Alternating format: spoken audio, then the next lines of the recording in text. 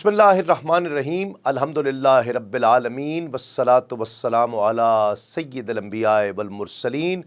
नाज़रीन किराम, अस्सलामु अलैकुम वरहमतुल्लाहि वबरकातुहू। मैं हूँ तस्लीम अहमद साबरी और आप प्रोग्राम देख रहे हैं आदम से ख़ातम तक।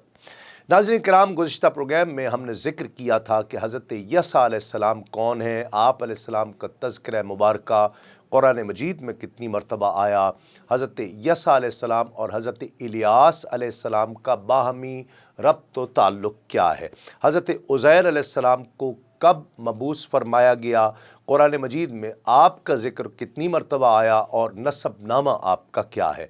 हज़रत उज़ैर अलैहिस्सलाम जब कौम के तबाहशुदा शहर के पास से गुज़रे तो उन्हें क्या ख़याल आया। हज़रत उज़ैर अलैहिस्सलाम जब दोबारा उठे तो शहर की हालत क्या थी और अल्लाह रब्बुल इज़्ज़त के साथ आपका मकालमा क्या हुआ। आप अलैहिस्सलाम के बेटे ने अपने वालिद मोहतरम की पहचान करवाने के लिए क्या निशानी मांगी और तौरात के मुतालिक आप अलैहिस्सलाम का क्या मोजज़ा ज़ाहिर हुआ। फिर हज़रत अरमिया अलैहिस्सलाम का तज़किरा किया कि आप कौन थे और आप अलैहिस्सलाम की बेइज्जत के वक्त कौम की हालत क्या थी। अल्लाह रब्बुल इज़्ज़त ने किस अंदाज़ में हज़रत अरमिया अलैहिस्सलाम को इज़हार नबूवत का हुक्म दिया। हज़रत अरमिया अलैहिस्सलाम और अल्लाह रब्बुल इज़्ज़त के माबैन क्या दर्द भरा मकालमा हुआ। फ़रिश्ते का वो कौन सा इस्तिफ़्ता था जिसके नतीजे में बिलाखिर बनी इसराइल पर अज़ाब नाजिल किया गया। और नाज़रीन किराम, आज के प्रोग्राम में हम तज़किरा करेंगे हज़रत दानियाल अलैहिस्सलाम के पास जब हालत क़ैद में फ़ज़ल बारी ताला का एहसास हुआ तो वो किन अल्फाज में अल्लाह रब्बुल इज़्ज़त का शुक्र बजा लाते हैं। हज़रत दानियाल अलैहिस्सलाम ने किस अंदाज़ में उम्मत मुस्तफ़ा सल्लल्लाहु अलैहि वसल्लम की शान और अज़मत बयान फरमाई। बनी इसराइल की सऊबतों के बाद जब उनकी तौबा कबूल हुई तो अल्लाह रब्बुल इज़्ज़त ने कैसे अपनी रहमत का इज़हार फरमाया। तुस्तर शहर की फ़तह के बाद हज़रत दानियाल की कब्र मुबारक के करीब जो मकतूब मिला उसमें क्या लिखा हुआ था। हज़रत दानियाल अलैहिस्सलाम के जसद अतहर को दोबारा कहाँ दफन किया गया। हज़रत दानियाल अलैहिस्सलाम की कब्र मुबारक के करीब से मिलने वाले दीगर सामान का फिर क्या किया गया। हज़रत दानियाल अलैहिस्सलाम की अंगूठी पर क्या मुनक्कश किया हुआ था। हज़रत ज़करिया अलैहिस्सलाम कब और कहाँ पैदा हुए, आपका तज़किरा कुरान मजीद में कितनी मरतबा आया। आप अलैहिस्सलाम का नसब मुबारक और इब्तिदाई तारुफ़ ये भी ज़िक्र करेंगे। हज़रत ज़करिया अलैहिस्सलाम का पेशा क्या था और मज़दूरी का मुआवज़ा मिलने वाली एक रोटी में आप अलैहिस्सलाम ने किसी और को अपने साथ शरीक तआम क्यों ना फरमाया। हज़रत मरियम अलैहिस्सलाम को बैतुल मुक़द्दस के नाम वक्फ़ करने का पस मंज़र क्या था। हज़रत मरियम अलैहिस्सलाम की किफ़ालत के लिए हज़रत ज़करिया अलैहिस्सलाम का ही इंतख़ाब क्यों किया गया। हज़रत ज़करिया अलैहिस्सलाम ने हज़रत मरियम अलैहिस्सलाम के करीब क्या निशानी देखी जिसकी वजह से आपको एहसास हुआ कि इस मकाम पर दुआएं कबूल हो सकती हैं। हज़रत ज़करिया अलैहिस्सलाम के दुआइया कलिमात क्या थे और अल्लाह रब्बुल इज़्ज़त ने किन अल्फाज के ज़रिए दुआ की कबूलियत का इज़हार फरमाया। और नाज़रीन किराम, ये भी आखिर में तज़किरा होगा कि हज़रत ज़करिया अलैहिस्सलाम की शहादत और सफ़र आखिरत से मुताल्लिक़ मुख्तलिफ़ रिवायात क्या है। नाज़रीन किराम, हाफ़िज़ इब्न कसीर बहवाला हज़रत अब्दुल्लाह बिन अबू हज़ील रहमतुल्लाह अलैह रिवायत करते हैं कि बख्त नसर के पास दो शेर थे जिन्हें एक कुएं में रखा गया था। जब वो हज़रत दानियाल अलैहिस्सलाम को कैद करके लाया तो उन शेरों के आगे डाल दिया मगर उन्हें कोई नुकसान उन शेरों ने नहीं पहुंचाया। हज़रत दानियाल अलैहिस्सलाम वहाँ ठहरे रहे जितना अल्लाह ने चाहा। फिर आदमियों की तरह खाने पीने की ख्वाहिश हुई तो अल्लाह रब्बुल इज़्ज़त ने हज़रत अरमिया अलैहिस्सलाम को शाम में वही की कि वो दानियाल के लिए खाने पीने का इंतज़ाम करें।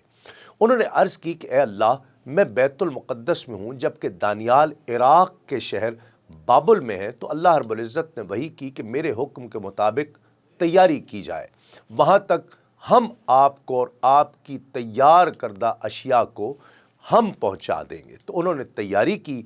अल्लाह रब्बुल इज़्ज़त ने उन्हें और उन अशिया को वहाँ से کنویں کے کنارے پر پہنچا دیا۔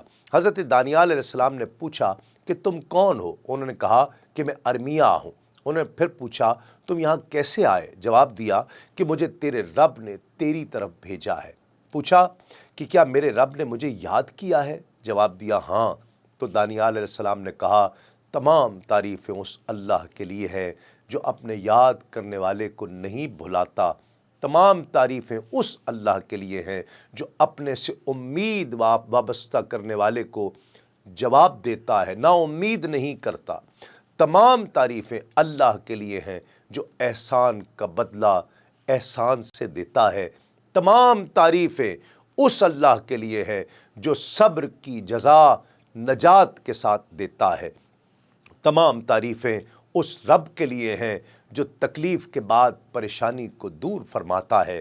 تمام تعریفیں اس اللہ کے لیے جو ہماری اس وقت حفاظت فرماتا ہے جب ہم اس پر اپنی بدعمالیوں کی وجہ سے برا گمان کر رہے ہوتے ہیں، اور تمام تعریفیں اس اللہ کے لیے ہیں جس سے ہم امیدیں وابستہ رکھتے ہیں اس وقت جب تمام اسباب منقطع ہو جایا کرتے ہیں۔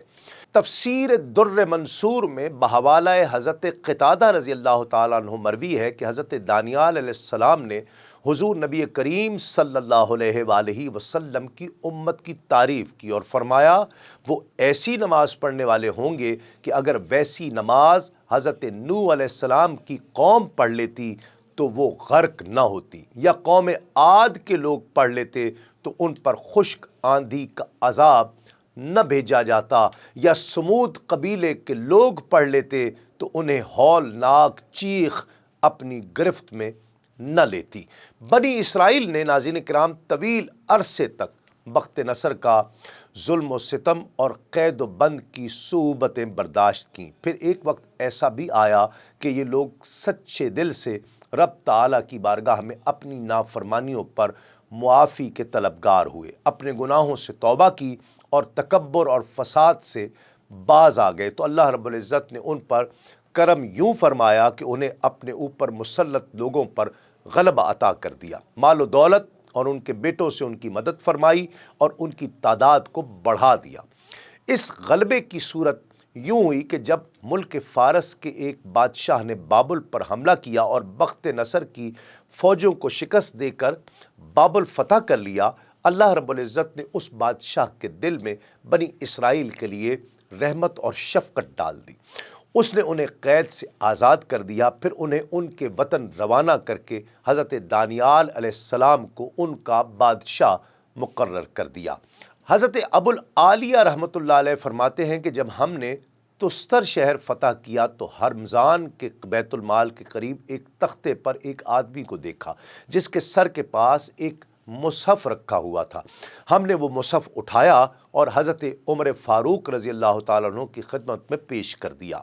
حضرت عمر فاروق رضی اللہ تعالیٰ عنہ نے حضرت کعب رضی اللہ تعالیٰ عنہ کو بلوایا، انہوں نے اس کو عربی میں منتقل کیا، تو فرماتے ہیں کہ میں عرب میں سے پہلا آدمی تھا جس نے اس کو پڑھا، میں نے اسے قرآن کی طرح پڑھا۔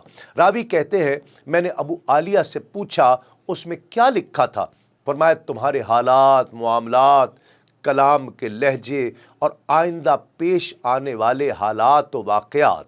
میں نے پوچھا تم نے اس آدمی کے ساتھ کیا معاملہ کیا؟ فرمایا دن کے وقت ہم نے 13 قبریں کھودی، پس جب رات ہوئی تو ہم نے اسے دفن کیا اور تمام قبروں کو برابر کر دیا تاکہ لوگوں سے اس کی قبر پوشیدہ رہے اور وہ اسے کھود نہ سکیں۔ میں نے پوچھا کہ وہ اس سے کیا امید رکھتے تھے؟ فرمایا جب آسمان سے ان پر بارش نہ برستی وہ اس کی چارپائی کو سامنے کرتے تو بارش ہو جایا کرتی تھی۔ میں نے پوچھا تم اس آدمی کے متعلق کیا کہتے ہو؟ فرمایا وہ آدمی حضرت دانیال علیہ السلام تھے۔ ابن کثیر بحوالہ ابو الاشعث احمری روایت کرتے ہیں کہ رسول اللہ صلی اللہ علیہ وآلہ وسلم نے فرمایا کہ حضرت دانیال علیہ السلام نے اللہ رب العزت سے دعا کی کہ مجھے امت محمدیہ صلی اللہ علیہ وآلہ وسلم میں دفن فرمائے۔ جب حضرت ابو موسیٰ اشعری رضی اللہ تعالی عنہ نے تستر شہر کو فتح کیا تو انہوں نے ایک تابوت میں حضرت دانیال علیہ السلام کو پایا۔ خون ان کی رگوں میں اس وقت بھی جاری تھا، اور حضور نبی کریم صلی اللہ علیہ وآلہ وسلم کا فرمانا تھا کہ جو شخص حضرت دانیال علیہ السلام پر مطلع ہوگا اس کے لیے جنت کی بشارت ہے، اور ان پر مطلع ہونے والے کو ہرقوس کہتے ہیں۔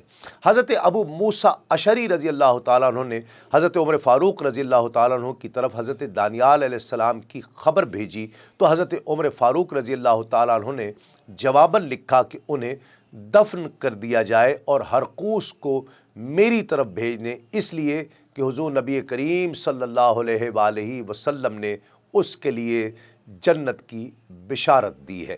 حضرت عقبہ بن سعید جو کہ عالم تھے، ان سے مروی ہے کہ حضرت ابو موسیٰ اشعری رضی اللہ تعالیٰ عنہ نے دانیال کے ساتھ ایک مصحف اور ایک مٹکا بھی پایا جس میں چربی، دراہم اور ان کی انگوٹھی بھی تھی۔ حضرت ابو موسیٰ اشعری رضی اللہ تعالیٰ عنہ نے اس بارے میں حضرت عمر خطاب رضی اللہ تعالیٰ عنہ کی طرف لکھا تو حضرت عمر فاروق رضی اللہ تعالیٰ عنہ نے جواباً لکھا کہ مصحف اور چربی ہماری طرف بھیج دی جائے اور لوگوں کو حکم دو کہ اس سے شفا حاصل کریں، اور جتنے دراہم ہیں ان میں تقسیم کر دو، اور انگوٹھی وہ آپ کے لیے ہے بطور نفل کے۔ ابن ابی دنیا روایت کرتے ہیں کہ جب حضرت ابو موسیٰ اشعری رضی اللہ تعالیٰ عنہ کو جب بتایا گیا کہ یہ دانیال علیہ السلام ہے تو وہ ان کے ساتھ چمٹے رہے، معانقہ کیا، ان کا بوسہ لیا، اور حضرت عمر فاروق رضی اللہ تعالیٰ عنہ کی طرف اس کے متعلق لکھ بھیجا کہ ان کے پاس سے تقریباً 10,000 دراہم بھی ملے ہیں۔ حاجت مند وہاں سے قرضہ لے جاتے ہیں، اگر وہ واپس کر دے تو ٹھیک، ورنہ وہ بیمار ہو جاتا ہے، اور ان کے پاس ایک صندوق بھی ملا ہے۔ تو حضرت عمر فاروق رضی اللہ تعالیٰ عنہ نے حکم دیا کہ انہیں پانی اور بیری کے پتوں سے غسل دیا جائے، کفن دیا جائے اور دفنا دیا جائے، اور ان کی قبر کو مخفی رکھا جائے کہ کوئی اس پر مطلع نہ ہو۔ مال سے متعلق حکم دیا کہ اسے بیت المال میں جمع کر دیا جائے اور صندوق اسے میری طرف بھیج دیا جائے، اور انگوٹھی آپ رکھ لیجئے۔ حضرت ابو موسیٰ اشعری رضی اللہ تعالیٰ عنہ سے مروی ہے کہ انہوں نے 4 قیدیوں کو حکم دیا تو انہوں نے ایک نہر کھودی اور اس کے درمیان میں ایک قبر کھودی اور دانیال علیہ السلام کو اس میں دفن کیا۔ پھر ان 4 قیدیوں کو بلوایا اور انہیں قتل کر دیا گیا۔ ابو موسیٰ اشعری رضی اللہ تعالیٰ عنہ کے علاوہ ان کی قبر اور کوئی نہیں جانتا تھا۔ ابو الزناد اپنے والد سے روایت کرتے ہیں کہ میں نے ابو بردہ بن ابو موسیٰ اشعری کے بیٹے کے ہاتھ میں ایک انگوٹھی دیکھی جس کے نگینے پر 2 شیر بنے ہوئے تھے، جن کے درمیان ایک آدمی تھا اور وہ اس کے پاؤں چاٹ رہے ہیں۔ ابو بردہ کہتے ہیں کہ یہ انگوٹھی اس فوت ہونے والے کی ہے جس کے بارے میں اس علاقے کے لوگ کہتے ہیں کہ وہ دانیال علیہ السلام ہی تھے۔ ان کے دفن کے دن حضرت ابو موسیٰ اشعری نے یہ انگوٹھی لی۔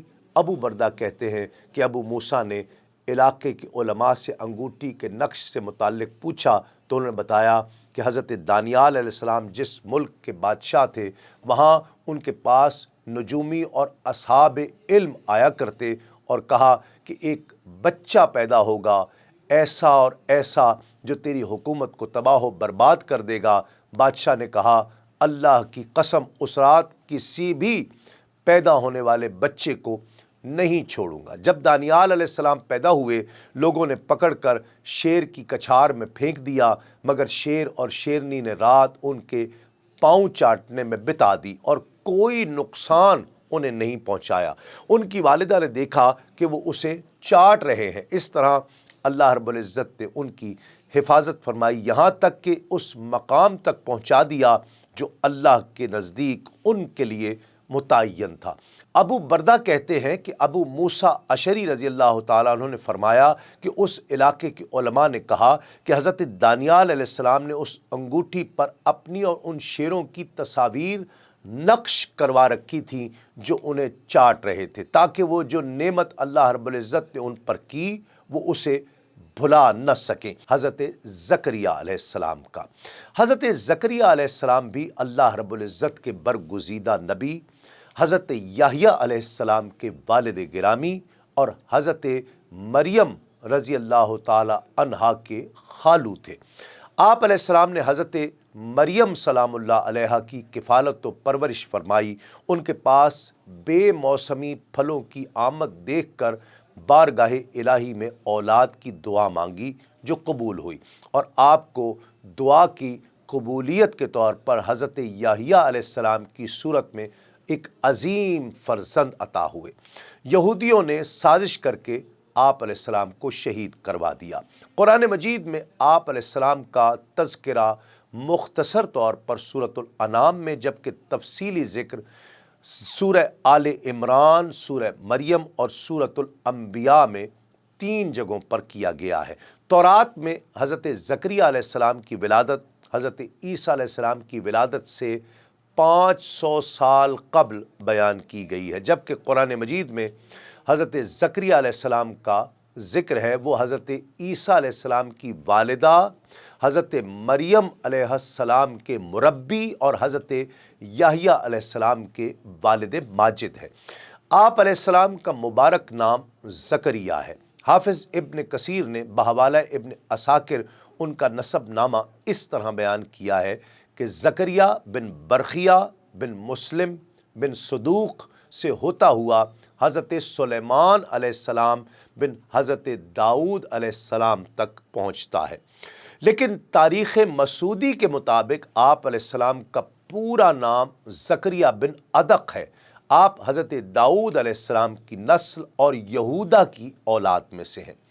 المعارف لابن قتیبہ میں آپ علیہ السلام کا تعارف ان الفاظ میں کروایا گیا ہے کہ حضرت زکریا اور حضرت عمران علیہ السلام دونوں ہم عصر تھے۔ زکریا علیہ السلام نے حضرت عمران کی بیٹی الیسا سے نکاح کیا تھا جو مریم علیہ السلام کی بہن تھی۔ مریم علیہ السلام کی ماں کا نام حنا تھا۔ اس طرح حضرت عیسیٰ علیہ السلام اور زکریا علیہ السلام دونوں خالہ زاد تھے۔ امام مسلم حضرت ابو ہریرہ رضی اللہ تعالیٰ عنہ سے روایت کرتے ہیں کہ رسول اللہ صلی اللہ علیہ وآلہ وسلم نے ارشاد فرمایا کہ حضرت زکریا علیہ السلام نجاری یعنی لکڑی سے اشیاء بنانے کا کام کیا کرتے تھے۔ حضرت زکریا علیہ السلام انتہائی پرہیزگار تھے، متقی تھے۔ امام غزالی رحمۃ اللہ علیہ اپنی کتاب احیاء العلوم میں لکھتے ہیں کہ حضرت زکریا علیہ السلام اجرت پر کسی کی دیوار گارے سے بنا رہے تھے اور اس کے بدلے میں وہ آپ کو ایک روٹی پیش کرتا تھا، کیونکہ آپ علیہ السلام صرف اپنے ہاتھ کی کمائی سے ہی کھانا تناول فرماتے تھے۔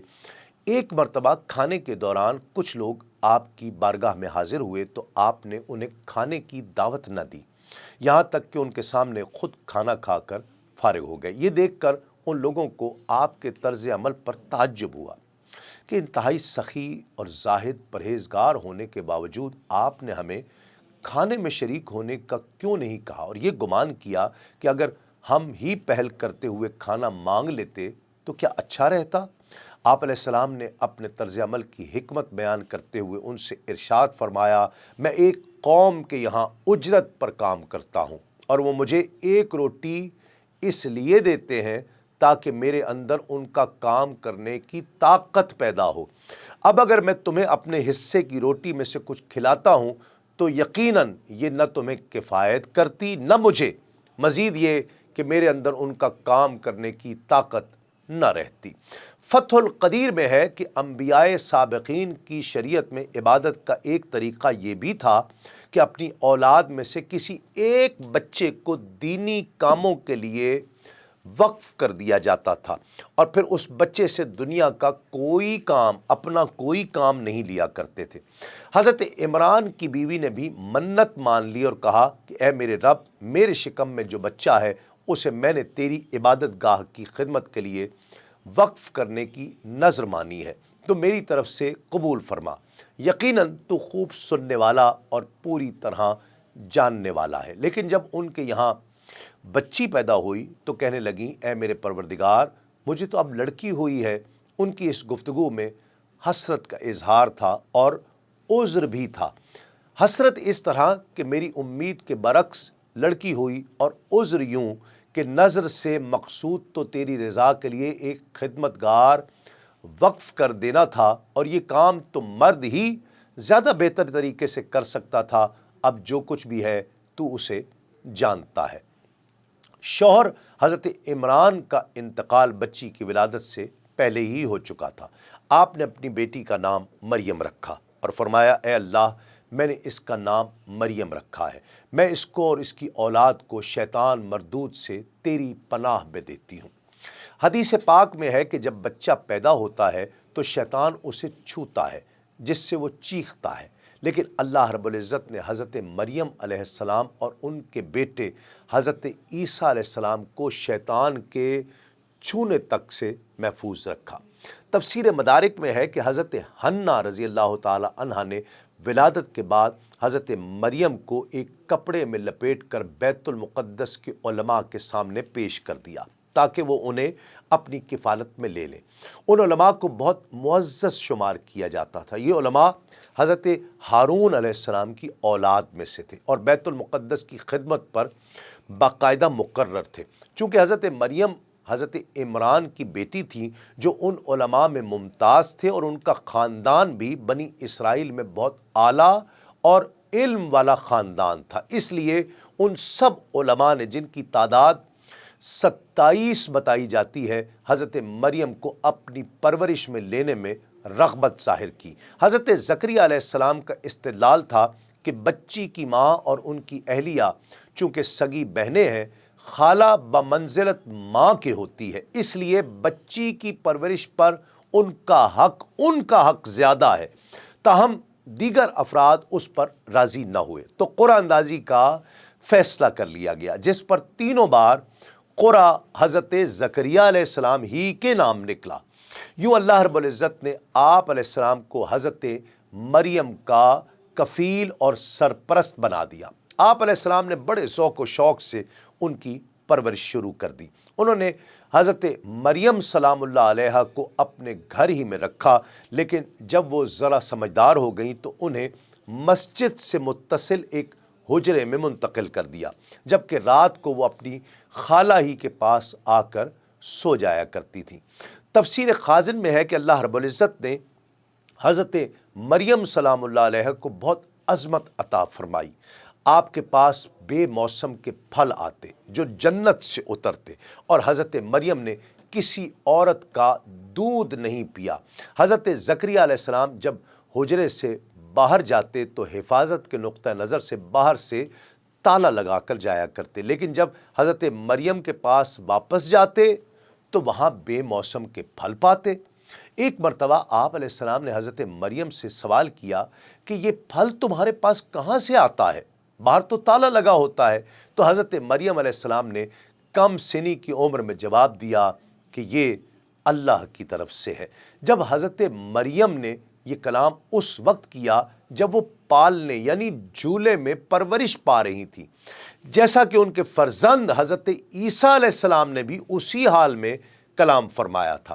حضرت زکریا علیہ السلام نے جب یہ دیکھا تو خیال فرمایا کہ جو پاک ذات حضرت مریم کو بے وقت بے موسم اور بغیر کسی ظاہری سبب کے یہ پھل اور میوہ عطا فرمانے پر قادر ہے، وہ بے شک اس پر بھی قادر ہے کہ حضرت زکریا کی اہلیہ عیشا جو کہ بانجھ تھیں، جس کی وجہ سے وہ بے اولاد تھے، دونوں بوڑھے بھی ہو چکے تھے اور ظاہراً اولاد ہونے کے امکانات بھی ختم ہو چکے تھے، لیکن جب حضرت زکریا علیہ السلام نے بی بی مریم علیہ السلام کے پاس بے موسمی نہایت اعلیٰ قسم کے پھل دیکھے تو آپ کے ذہن میں خیال آیا کہ جب میرا رب بے موقع بے موسمی پھل عطا کر سکتا ہے تو اس کے لیے اولاد دینا کیا مشکل ہو سکتا ہے۔ اولاد کی خواہش نے دعا کا روپ دھار کر رب کے حضور مانگنے کی ہمت پیدا کر دی، اور پھر بے اختیار ان کے لبوں پر یہ دعائیہ کلمات آ گئے۔ اس دعا کو قرآن مجید نے اس انداز سے بیان فرمایا، رب ہب لی من لدنک ذریۃ طیبہ انک سمیع الدعا، اے میرے رب مجھے اپنی بارگاہ سے پاکیزہ اولاد عطا فرما، بے شک تو ہی دعا سننے والا ہے۔ حضرت زکریا علیہ السلام کے دعا مانگنے کا پورا واقعہ کچھ اس طرح ہے کہ حضرت زکریا علیہ السلام کی عمر مبارک 75 سال یا 80 سال تک پہنچ چکی تھی، مگر آپ علیہ السلام کے پاس औलाद जैसी नेमत न थी। आप अलैहिस्सलाम को अपने रिश्तेदारों में से भी कोई ऐसा नेक सालेह मर्द नज़र नहीं आता था कि जो आप अलैहिस्सलाम की वफ़ात के बाद इस काबिल हो कि वो आपका जानशीन बने और अल्लाह रब्बुल इज़्ज़त की तरफ से जो दीन की खिदमत आपके सुपुर्द की गई है उसको अंजाम दे सके। बल्कि आपके कई रिश्तेदार शरीर थे, फसादी थे, और आपको खौफ था कि कहीं मेरे बाद ये दीन में तब्दीलियाँ शुरू ना कर दें। इसी वजह से आप बहुत फ़िक्रमंद रहा करते थे। यही एहसास जब बहुत ज़्यादा बढ़ा तो बिल आखिर अल्लाह रब्बुल इज़्ज़त की बारगाह में दुआ के लिए हाथ उठा दिए और अल्लाह रब्बुल इज़्ज़त की बारगाह में अर्ज़ कर दी कि मुझे नेक सालेह बेटा अता फरमा जो तेरा भी पसंदीदा हो और वो मेरे बाद मेरा वारिस बने और दीन की खिदमत करे। हज़रत ज़करिया अलैहिस्सलाम ने अपनी दुआ की इब्तिदा इस तरह की कि ए मेरे मौला, तू जानता है कि मैं बूढ़ा हो चुका हूँ और बुढ़ापे की कमज़ोरी इस इंतहा को पहुँच चुकी है कि सबसे मज़बूत उज़्व हड्डी में कमज़ोरी आ चुकी है, और जब ये कमज़ोर हो चुकी हो तो बाकी आज़ा का हाल मोहताज बयान नहीं, और मेरे सर के बाल भी सफ़ेद हो चुके हैं। और ए मेरे रब, आज से पहले तेरी बारगाह में मैंने जो भी दुआएं की हैं तूने वो कबूल फ़रमाई हैं, लिहाजा मुझे उम्मीद है कि तू मेरी ये दुआ भी कबूल फ़रमाएगा।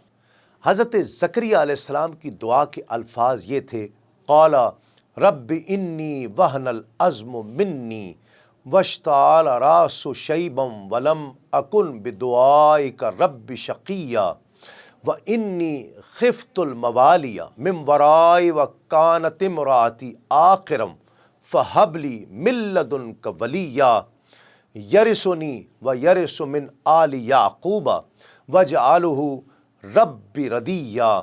अर्ज़ की, ए मेरे रब, बेशक मेरी हड्डी कमज़ोर हो गई और सर ने बुढ़ापे का शोला चमका दिया है, बूढ़ा हो गया हूँ, और ए मेरे रब, मैं तुझे पुकार कर कभी महरूम नहीं रहा, और बेशक मुझे अपने बाद अपने रिश्तेदारों का डर है और मेरी बीवी बांझ है, तो मुझे अपने पास से कोई ऐसा वारिस अता फरमा दे जो मेरा जानशीन हो और याकूब की औलाद का वारिस हो, और ए मेरे रब, उसे पसंदीदा बना दे। रिश्तेदारों से मुराद यहाँ चचाजाद भाई हैं, और डर की वजह ये थी कि वो बनी इसराइल के शरीर लोग थे और आप अलैहिस्सलाम को खौफ था कि कहीं मेरी वफ़ात के बाद ये लोग दीन में तब्दीली न कर दें और सही तौर पर दीन की खिदमत न करें। इस वजह से आप अलैहिस्सलाम ने अपने बाद के लिए अपनी पुश्त से नेक बेटे की दुआ की ताकि वो दीन को ज़िंदा रखने के मामले में उनकी पैरवी करे। तो आप अलैहिस्सलाम ने यूँ अर्ज़ की, ए मेरे रब, बेशक मुझे अपने बाद अपने रिश्तेदारों की तरफ से दीन में तब्दीली कर देने का डर है और मेरी बीवी बांझ है जिससे औलाद हो नहीं सकती। तू मुझे अपने पास से किसी सबब के बग़ैर कोई ऐसा वारिस अता फरमा दे जो मेरे इल्म और आले याकूब की नबूवत का वारिस हो, यानी उसे इस काबिल बना दे कि उसकी तरफ वही की जा सके, और ए मेरे रब, उसे ऐसा बना दे कि तू उससे राज़ी हो और वो तुझसे और तेरे हुक्म से राज़ी हो। नाज़रीन किराम, इस दुआ की कबूलियत का परवाना बारगाह समदियत से इन अल्फाज में जारी हुआ, या ज़करिया इन्ना नुबश्शिरुका बिग़ुलामिन इस्मुहु यहया लम नजअल लहू मिन क़ब्लु समिय्या। ए ज़करिया, हम तुझे एक लड़के की खुशखबरी देते हैं जिसका नाम यहया है। इससे पहले हमने उस नाम का कोई दूसरा नहीं बनाया। हज़रत ज़करिया अलैहिस्सलाम ने जब बेटे की खुशखबरी सुनी तो अर्ज़ की, ए मेरे रब, मेरे यहाँ लड़का किस तरह होगा, क्योंकि मेरी बीवी ने अपनी और मेरी जवानी के ज़माने में बच्चा नहीं जना, तो अब बुढ़ापे की हालत में वो किस तरह बच्चा जनेगी, और मैं भी बुढ़ापे की वजह से खुश्क लकड़ी की तरह सूख जाने की हालत को पहुँच चुका हूँ। अल्लाह रब्बुल इज़्ज़त ने हज़रत ज़करिया अलैहिस्सलाम को हज़रत याहिया अलैहिस्सलाम की खुशखबरी बशारत अता फ़रमाई। हज़रत ज़करिया अलैहिस्सलाम की अर्ज़ के जवाब में यहाँ फ़रमाया गया कि बेटा اسی حالت میں دیا جائے گا، اور یہ میرے اوپر بہت آسان ہے کہ میں بڑھاپے کے عوارض دور کر کے آپ میں جوانوں کی سی قوت توانائی پیدا کر دوں، اور آپ کی بیوی کے مرض کو دور کر کے انہیں صحت عطا کر دوں، کیونکہ اللہ رب العزت نے حضرت یحییٰ علیہ السلام سے پہلے آپ کو اس وقت پیدا کر دیا جب آپ کچھ بھی نہ تھے۔ تو جو رب تعالی معدوم کو موجود کرنے پر قادر ہے، وہ بڑھاپے میں اولاد عطا فرمانے پر بھی یقیناً قادر ہے۔ حضرت زکریا علیہ السلام کو جب یہ بتا دیا گیا کہ اسی عمر میں بیٹا عطا ہوگا، تو آپ علیہ السلام نے مزید عرض کی، اے میرے رب، میری بیوی کے حاملہ ہونے کی کوئی نشانی بتا دی جائے تاکہ میں اس وقت سے تیری اس عظیم نعمت کا شکر ادا کرنے میں مصروف ہو جاؤں۔ اللہ رب العزت نے ارشاد فرمایا کہ آپ کے لیے آپ کی زوجہ کے حاملہ ہونے کی نشانی یہ ہے کہ آپ صحیح سالم ہونے کے باوجود اور گونگا ہونے کے بغیر 3 دن رات لوگوں سے کلام نہیں کر سکیں گے۔ ایسا ہی ہوا کہ ان ایام میں آپ لوگوں سے کلام کرنے پر قادر نہ رہے، البتہ جب اللہ رب العزت کا ذکر کرنا چاہتے تو زبان کھل جایا کرتی تھی۔ ایک دن حضرت زکریا علیہ السلام اس جگہ سے باہر نکلے جہاں وہ نماز ادا کیا کرتے تھے، اور لوگ محراب کے پیچھے ان کے انتظار میں تھے کہ آپ علیہ السلام ان کے لیے دروازہ کھولیں تو وہ داخل ہوں اور نماز پڑھیں۔ جب حضرت زکریا علیہ السلام باہر تشریف لائے تو آپ کا رنگ بدلا ہوا تھا اور آپ گفتگو نہیں فرما پا رہے تھے۔ یہ حال دیکھ کر لوگوں نے دریافت کیا کہ آپ کو کیا ہوا، کیا حال ہے؟ آپ علیہ السلام نے انہیں اشارے سے کہا کہ صبح و شام تسبیح کرتے رہو اور عادت کے مطابق فجر اور عصر کی نمازیں ادا کرتے رہو۔ آپ اب حضرت زکریا علیہ السلام نے اپنے کلام نہ کر سکنے سے جان لیا کہ آپ کی بیوی صاحبہ حاملہ ہو چکی ہیں۔ ناظرین کرام، حضرت زکریا علیہ السلام بہت بڑے عالم تھے۔ بارگاہ الہی میں قربانیاں آپ علیہ السلام ہی پیش کیا کرتے تھے، اور مسجد شریف میں آپ کی اجازت کے بغیر کوئی داخل نہیں ہو سکتا تھا۔ جس وقت محراب میں آپ علیہ السلام نماز میں مشغول تھے اور باہر آدمی داخلے کی اجازت کا انتظار کر رہے تھے، دروازہ بند تھا، اچانک آپ کے سامنے ایک سفید پوش آپ نے جوان کو دیکھا۔ وہ حضرت جبریل امین تھے۔ انہوں نے آپ کو فرزند کی بشارت دی، جسے اللہ رب العزت نے ان الفاظ میں بیان فرمایا ہے، ان اللہ یبشرک بیحییٰ مصدقا بکلمۃ من اللہ وسیدا وحصورا ونبیا من الصالحین۔ بے شک اللہ آپ کو یحییٰ کی خوشخبری دیتا ہے جو اللہ کی طرف کے ایک کلمہ کی تصدیق کرے گا، اور وہ سردار ہوگا اور ہمیشہ عورتوں سے بچنے والا اور صالحین میں سے ایک نبی ہوگا۔ جو ان اللہ یبشرک میں بیان فرمائی گئی ہے۔ ناظرین کرام، اس آیت مبارکہ میں حضرت یحییٰ علیہ السلام کے 4 اوصاف بیان فرمائے گئے۔ پہلا یہ کہ آپ مصدق یعنی تصدیق کرنے والے ہیں۔ دوسرا سید یعنی سردار ہے۔ سید اس رئیس کو کہتے ہیں جو مخدوم اور مطاع ہو، یعنی لوگ اس کی خدمت اور اطاعت کریں۔ حضرت یحییٰ علیہ السلام مومنین کے سردار اور علم و حلم اور دین میں ان کے رئیس تھے۔ تیسرا وصف جو اس آیت کریمہ میں بیان ہوا وہ ہے حصورا یعنی عورتوں سے بچنے والا۔ حصور وہ شخص ہوتا ہے جو قوت کے باوجود عورت سے رغبت نہ کرے۔ اور چوتھا وصف ہے صالحین میں سے ایک نبی۔ ناظرین کرام، یہ غیب کی خبر حضرت جبریل امین اور حضرت زکریا علیہ السلام دونوں کو معلوم ہو گئی۔ آپ علیہ السلام کو بشارت ملی کہ آپ کو ایسا بیٹا عطا کیا جائے گا جس کا نام یحییٰ ہوگا، اور وہ اللہ رب العزت کے کلمہ یعنی حضرت عیسیٰ علیہ السلام کی تصدیق کرے گا۔ حضرت عیسیٰ علیہ السلام کو کلمۃ اللہ اس لیے کہا جاتا ہے کہ اللہ رب العزت نے انہیں کلمہ کن فرما کر بغیر باپ کے پیدا کیا۔ حضرت عیسیٰ علیہ السلام پر سب سے پہلے ایمان لانے اور ان کی تصدیق کرنے والے حضرت یحییٰ علیہ السلام ہیں، جو حضرت عیسیٰ علیہ السلام سے عمر میں صرف 6 ماہ بڑے تھے۔ حضرت یحییٰ علیہ السلام کی والدہ حضرت مریم علیہ السلام سے ملیں تو انہیں اپنے حاملہ ہونے پر مطلع کیا۔ حضرت مریم علیہ السلام نے فرمایا میں بھی حاملہ ہوں۔ حضرت یحییٰ علیہ السلام کی والدہ نے کہا اے مریم مجھے یوں لگتا ہے کہ میرے پیٹ کا بچہ تمہارے پیٹ کے بچے کو سجدہ کرتا ہے۔ ناظرین کرام، تورات میں بھی حضرت زکریا علیہ السلام نام کے ایک نبی کا ذکر آتا ہے اور ایک باب صحیفہ زکریا کے نام سے ہے، لیکن قرآن کے زکریا اور تورات کے زکریا علیہ السلام کے زمانوں میں بہت فرق ہے۔ تورات کے بیان کے مطابق حضرت زکریا علیہ السلام داریوس یا دار کے ہم عصر تھے اور قرآن کے بموجب عیسیٰ علیہ السلام کے معاصر تھے۔ تورات کے مطابق آپ کے والد کا نام برخیہ بن عدد تھا۔ اللہ رب العزت نے بنی اسرائیل میں سب سے زیادہ نبی مبعوث فرمائے، ان پر اپنی رحمتیں اور نعمتیں بھی نازل فرماتا رہا، لیکن یہ وہ ناشکری قوم ہے کہ جو بار بار نافرمانیاں کرتی رہی اور شرک میں مبتلا ہو کر انبیاء کرام پر ظلم و ستم ڈھاتی رہی، یہاں تک کہ انہیں شہید کرنے سے بھی دریغ نہیں کرتی رہی۔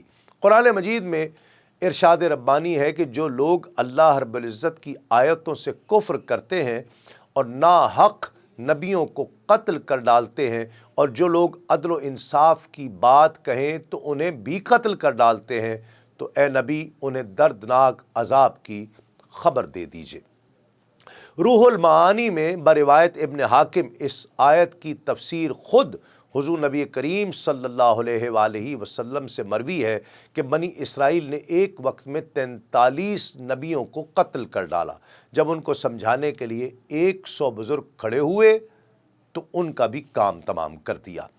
حافظ ابن کثیر بحوالہ ابن عساکر لکھتے ہیں کہ آپ علیہ السلام دمشق کے گرد و نواح کی بستی بسنیہ میں اپنے بیٹے یحییٰ علیہ السلام کی تلاش کے لیے گئے، اور یہ بھی کہا گیا ہے کہ آپ علیہ السلام اس وقت بھی دمشق میں تھے جب آپ کے بیٹے یحییٰ علیہ السلام کو قتل کر دیا گیا۔ ابن کثیر نے بحوالہ ابن عساکر حضرت وہب بن منبہ سے 2 مختلف روایات نقل کی ہیں۔ ایک تو یہ کہ جب آرا آپ کی پسلیوں تک پہنچا تو وہ چلائے، تو اللہ رب العزت نے وہی فرمائی کہ اگر تم خاموش نہ ہوئے تو میں زمین اور اس کی تمام چیزوں کو الٹ دوں گا۔ یہ سن کر آپ نے چیخ و پکار بند کر دی، یہاں تک کہ آپ کے 2 ٹکڑے کر دیے۔ ایک روایت تو یہ ہے، اور دوسری روایت یہ ہے کہ درخت حضرت شائیہ کے لیے پھٹا تھا، حضرت زکریا علیہ السلام کے لیے نہیں، ان کی وفات طبعی طور پر ہوئی تھی۔ قصص الانبیاء میں ہی ایک روایت یہ ہے کہ نبی نے ان سے پوچھا کیا آپ کو کوئی درد یا تکلیف محسوس ہوئی؟ فرمایا نہیں، بلکہ اس درخت کو تکلیف ہوئی جس میں اللہ رب العزت نے میری روح ڈال دی۔ ناظرین کرام، آج کے پروگرام میں ہم نے جانا کہ حضرت دانیال علیہ السلام کن الفاظ میں شکر باری تعالیٰ بجا لاتے، حضرت دانیال علیہ السلام نے کس انداز میں امت مصطفیٰ صلی اللہ علیہ وآلہ وسلم کی شان بیان فرمائی، حضرت دانیال علیہ السلام کی قبر مبارک کے قریب جو مکتوب ملا اس پر کیا لکھا ہوا تھا، حضرت دانیال علیہ السلام کی انگوٹھی پر کیا منقش تھا، حضرت زکریا علیہ السلام کب اور کہاں پیدا ہوئے، آپ علیہ السلام کا نسب مبارک اور ابتدائی تعارف کیا ہے۔ پھر حضرت مریم سلام اللہ علیہ کا بھی ذکر ہوا کہ بیت المقدس کے نام وقف کرنے کا پس منظر کیا تھا، اور آپ علیہ السلام کی کفالت کے لیے حضرت زکریا علیہ السلام کا انتخاب کیوں کیا گیا اور کیسے کیا گیا۔ حضرت زکریا علیہ السلام نے حضرت مریم علیہ السلام کے قریب کیا نشانی دیکھی جس کی وجہ آپ کو اس احساس ہوا کہ یہاں دعائیں قبول ہو سکتی ہیں۔ حضرت زکریا علیہ السلام کے دعائیہ کلمات کیا تھے اور اللہ رب العزت نے کن الفاظ کے ذریعے دعا کی قبولیت کا اظہار فرمایا۔ حضرت زکریا علیہ السلام کی شہادت کا اور سفر آخرت سے حوالے سے جو مختلف روایات ملتی ہیں، ہم نے آج اس کا بھی تذکرہ کیا۔ آئندہ کے پروگرام میں انشاءاللہ حضرت زکریا علیہ السلام کے بیٹے حضرت یحییٰ علیہ السلام کے حوالے سے گفتگو ہوگی۔ آج کے لیے اتنا ہی۔ دیکھتے رہیے آدم سے خاتم تک صرف سنو ٹی وی پر۔ تسلیم احمد صابری کو اجازت دیجیے۔ السلام علیکم۔ تسلیمات۔